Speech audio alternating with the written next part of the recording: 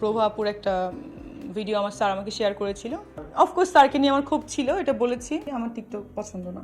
আমি এখনো ওই লেভেলের কিছু হইনি যে আমি এখন বই লিখবো। আমি নিজেই বলিউডে থেকে এসেছি আমার গ্রুমিং এর জন্য। সিনেমা করে বাংলাদেশে এখন কত টাকা দেয়? মানে আমাকে আগে কম দেওয়া হতো, এখন বেশি দেওয়া হচ্ছে। আমার শিডিউল পাওয়া যাচ্ছে না। বাংলাদেশের কিছু নোংরা নোংরা কথার জন্য আমার বাংলাদেশ একদম ভালো লাগে। সাকিব ভাইয়া হতে সাকিব ভাইয়া ছবি তো থাকতেই হবে, শুধু একা তো সাকিব খান থাকলে হবে না। এটা হচ্ছে সাইকো একটা ওয়েব ফিল্ম, থ্রিলার টাইপের।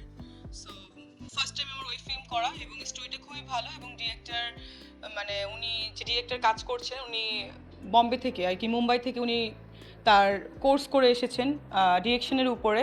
সো একটু ফ্যান্টাস্টিক ওয়েতে এবং ডিফারেন্ট ওয়েতে উনি কাজ করেন এবং সে ফার্স্টেই ভেবেছিল ফার্স্ট যখন সে কাজ করবে আমাকে নিয়েই কাজ করবে। 1.5 বছর আগে আমাকে বলে রেখেছিল, আমি এসেছি, আমার শিডিউল নিয়েছে, কাজ করা শুরু করেছি। এটা আসলে আমি 8 মাস আগে বলে ফেলেছিলাম। প্রভাপুর একটা ভিডিও আমার স্যার আমাকে শেয়ার করেছিল। এটা যাই হোক, আর অফকোর্স স্যারকে নিয়ে আমার খুব ছিল, এটা বলেছি।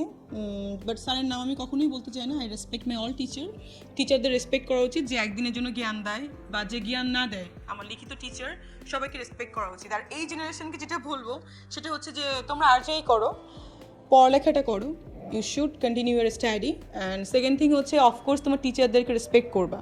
আমি দেখেছি অনেক জায়গায় টিচারদেরকে লাঞ্ছনা করছে, আমি এটা খুবই ডিসহার্টেড ছিলাম, এটা করা উচিত না।